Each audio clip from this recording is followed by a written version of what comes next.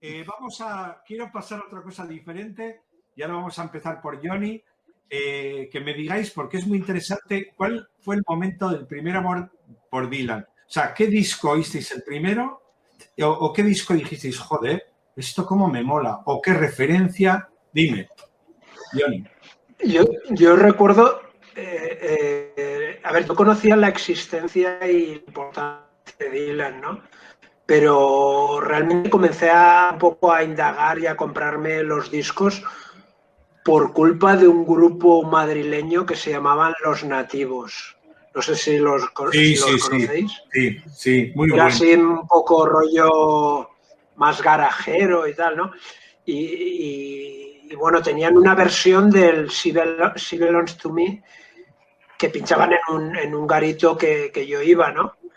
Y bueno, a partir de ahí me gustaba tanto esa versión, me enteré que era de Dylan y comencé a comprarme los discos de los 60 de Dylan y pues creo que me los compré de una tacada, pues 4 o 5, ¿no? De los 60.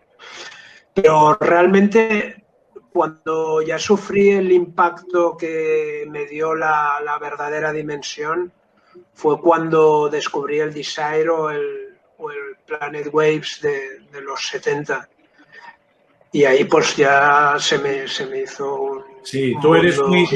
Me consta que eres de dos discos, como tú eres muy punk y muy original siempre, tú eres de dos discos de Dylan que siempre he visto que tienes obsesión y mola mucho. Uno es Planet Waves, disco a reivindicar donde los haya, y otro que te mola mucho es el Bringing It All Back Home, que a veces lo sitúas en una posición tan sublime como...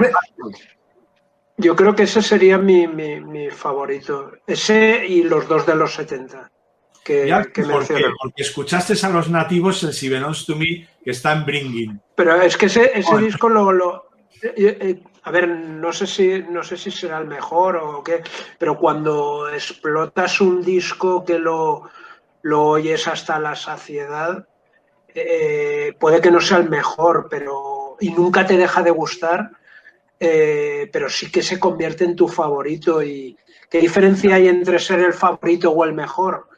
El tramo es muy ya. ¿Quieres decir que tú muy corto? Cuando oyes Bringing, sientes que es, como decía uno, música callada, que no la tienes que oír, que la tienes ahí, que ya la conoces, claro, pero también por otro lado descubres cosas nuevas siempre. Sí, pero porque que, a ver, genial. Sí. Dime. No, es genial, o sea que digo que a pesar de haberlo oído muchísimo, que tú lo oyes hoy, esta noche, y seguro que, por ejemplo, a Mr. Tambourine Man ves cosas nuevas que no habías visto antes. Que eso es lo que hace a los genios, ¿no? A los genios. Claro. Los genios, sí. Claro, bueno, y Carlos, sí. ¿Y Carlos qué?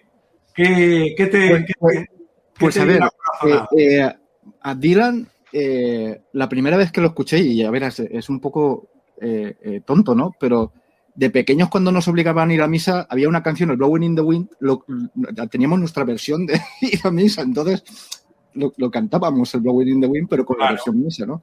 Que eso es lo típico. Sabed que vendrán, sabed que estarán. Claro. El pan, ¿no? Pero bueno, eso no es un descubrimiento, ¿no? Realmente fue mi madre y me he traído mi CD mierdero, ¿no? Mi CD mierdero.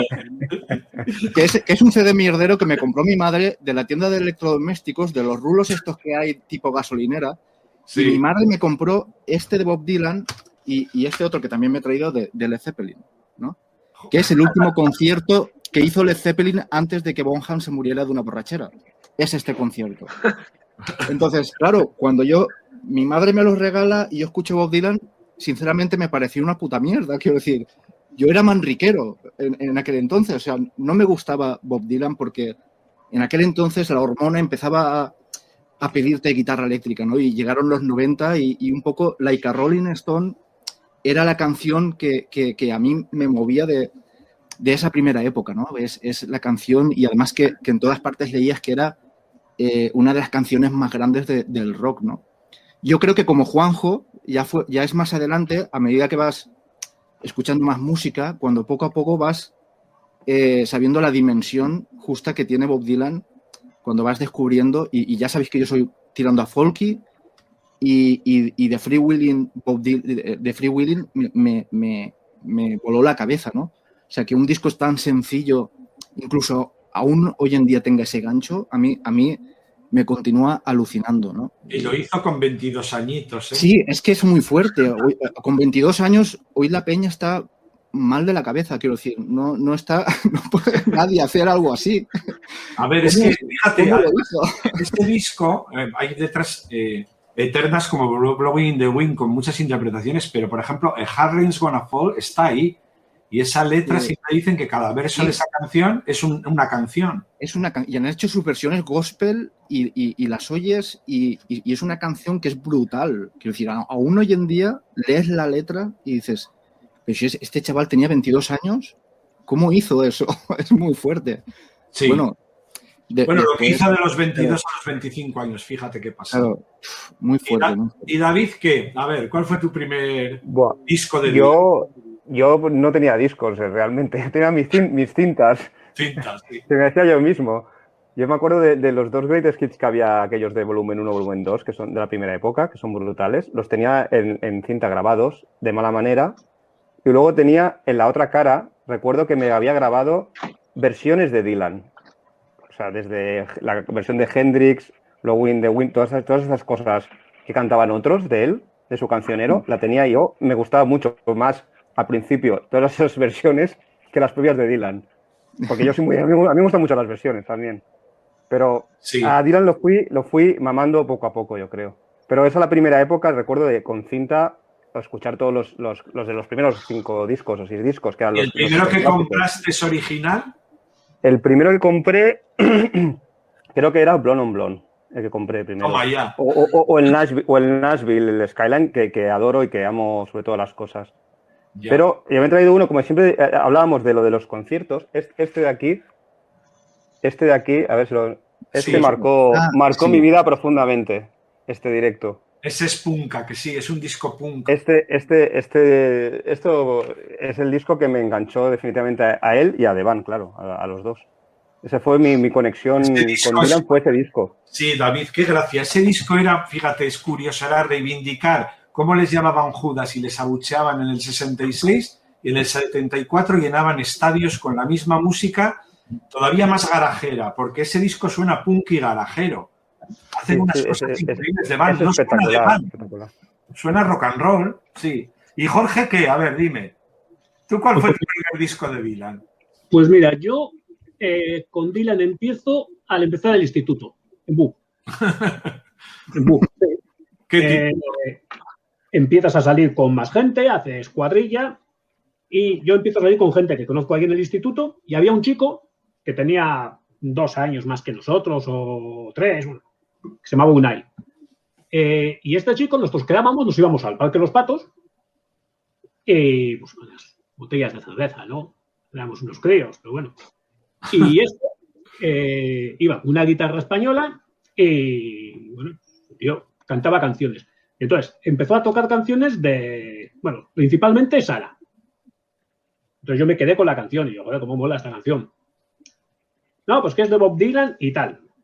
Entonces yo empecé a tocar la guitarra entonces y de las primeras canciones que chapurreaba yo los acordes, pues fue Sara. Entonces, claro, en cuanto ahorré las 600 pesetas que costaba la cinta del Desire, pues fue el primero que me compré. Y ahí empezó, a cuenta de este chico que nos cantaba allí con la guitarra canciones de Dylan. Y bueno, sobre todo Sara, que yo creo que es la que más cantaba porque es la que más te tenía controlada y además es que es más o menos fácil. Eso de la guitarra nos lo tienes que enseñar, tío. Esa faceta mola, ¿eh? Que toca la guitarra nuestro Jorge. Oye, a mí me pasa igual como a Jorge lo de la guitarra con el Knocking on Heaven's Door, que yo quiero que quien no ha tocado el Knocking on Heaven's Door, el sol, re, la, típico. Es muy fácil, sí. Que cada vez que suena dices el Knocking on Heaven's Door. Por cierto, ha dicho una cosa muy curiosa, Jorge. Me ha encantado. A ver, yo la asocio con Bilbao porque somos de Bilbao, ¿no? Pero es que antes somos tan posh y tan gilipollas que hemos transformado los nombres de los artistas y de los discos. Pero yo, como tú, a Desire le llamaba Desiree. Sí, yo también. Yo le sigo llamando Desiree. Y a Neil Young le he llamado toda la vida Neil Young. Y es Neil Young. Pero, o sea, son cosas que las hemos perdido porque ya queremos ser políticamente Bueno, no, lingüísticamente correctos, pero que molan. Y a los Bee Gees, y a los Bee Gees de ejes. Los dejes. Los dejes. Bueno, a ver, muy rápido esto me tenéis que decir. Y ahora empiezo por Jorge. Hacemos la rueda y a la inversa. Dime un disco o una etapa en directo de Dylan a reivindicar un poquito ninguneada. Bueno, yo iba a decir uno, pero se lo voy a dejar a David, que sé que le gusta mucho. Entonces, repetir, John Wesley Harding. Sí, ¿qué te parece ese disco, pues? Pues ese es lo que decía antes de que Dylan va a lo suyo. Porque Dylan, después de que los años anteriores se ha electrificó su sonido y se montó la que se montó, porque a mucha gente le sentó fatal, y pasó lo que pasó, ¿no? Porque hubo gente que se puso en contra, a pesar del éxito abrumador que tuvo con esos 3 discos. Bueno, tiene el accidente en moto y tal, y en el 67 empieza toda la psicodelia. Y yo, hombre, no vivía, ¿no? Pero me imagino que la psicodelia tuvo que pegar muy, muy fuerte. Y coge el tío, y después de que ha pasado con todo lo de la electricidad y con todo el lío, coge y saca un disco, otra vez acústico. Y en clave country folk. Bueno, me parece de una chulería bárbara. Y es que además me encanta ese disco, o sea, es que me gusta mucho John Wesley Harding. Y no es de los que más se habla de Bob Dylan, y a mí me gusta mucho. No, es cierto, y es muy, entre los dilanianos está muy cotizado. O sea, me refiero, sí, porque es un disco extraño, es bíblico. A mí me resulta como bíblico, es bíblico. Utiliza muchas cosas de las... A Dylan siempre le inspira mucho a leer la Biblia y todo eso, porque muchas Yo cosas... me lo imagino leyendo a T.S. Eliot y a todos estos poetas americanos del cambio del siglo XVIII del siglo XIX al XX. Ya. Yo me lo imagino en ese plano. Es muy buena lección. John Wesley Harding es un disco 5J que a veces no pasa por serlo. Y David, ¿cuál sería el tuyo? Yo es que, claro, desde el primero hasta el Nashville Skyline, que supongo que se quería decir Jorge, me parecen todos de 6 estrellas, más que nada. Pero entonces es difícil. Una época, la del yo creo que para mí reivindicar, aunque está muy reivindicada ya, es lo que he dicho antes, al principio, la época del 95, esa época del Time Out o del Love and Thief, esa banda sonora que hizo para la peli aquella de Michael Douglas, aquella canción tan chula, la que ganó el Oscar. He Have Changed, ¿no? Ganó el Oscar, sí. Esa época, yo creo que él vuelve su figura, sus discos, todo él aprovechable 100%. Porque antes sí que yo creo que el final de los 80, principios de los 90, ahí le podemos buscar cosquillas como a muchos. Aún así, creo que es de los pocos que se podría salvar.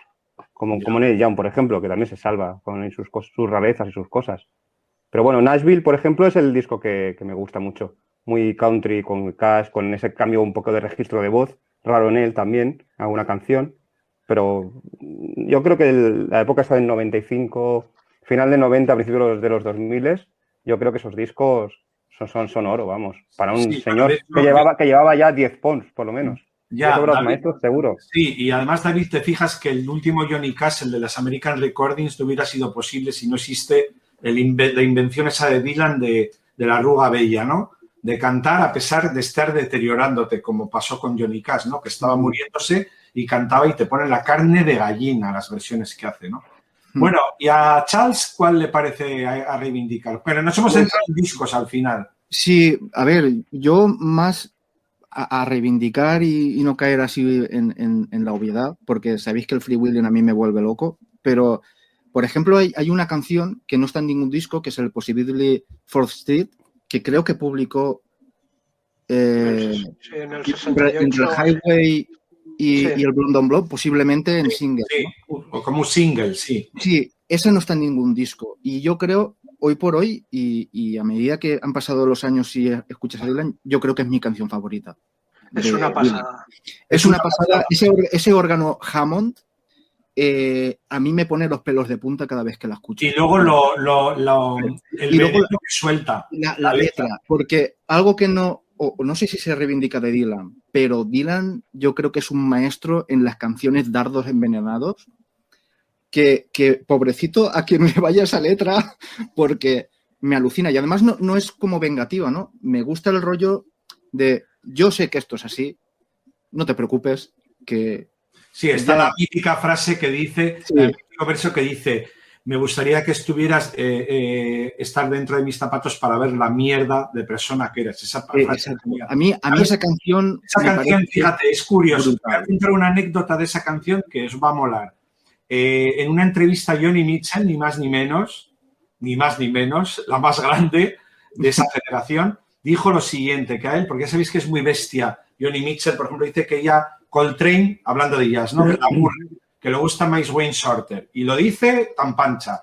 Pues dijo una cosa increíble, que Dylan, hasta Possibly for Street, no le interesaba porque era un copycat de Woody Guthrie y de Hank Williams, y que le parecía una mierda. Fíjate, estaba cargando Free Willing y tal, pero sin embargo, que cuando vio la diatriba esa y el veneno del Possibly for Street, en el que se está cagando en una persona que no vale ni una mierda de la putada que le ha hecho, lo que sea, que se fijó en él y que ya le empezó a interesar. O sea, que fíjate que esa canción que ha estado ahí en una canción muy mítica. Sí, y bueno, como disco, y muy breve, el Time Out of Mind, yo creo que es uno de los discos que más he escuchado los últimos tiempos. Me parece desgarrador. Quiero decir, es un Dylan que se está... Él tiene muchas facetas, pero da la impresión de que se está abriendo y diciéndote que todo es una puta mierda. Pero que bueno, not that yet, que dice. Y bueno, me parece brutal ese disco. Ese disco para mí es esencial. Es una reinvención del blues. Ese disco reinventó el blues, fíjate. Un blanco, ¿eh? El único blanco bluesman que existe. Bueno, y Johnny, a ver qué sorpresa nos da. Yo discrepo un poco de todos. Yo para reivindicar en esto, pero levemente, porque si no me tiraréis tomatazos o me haréis la cruz en la raya y no quiero eso.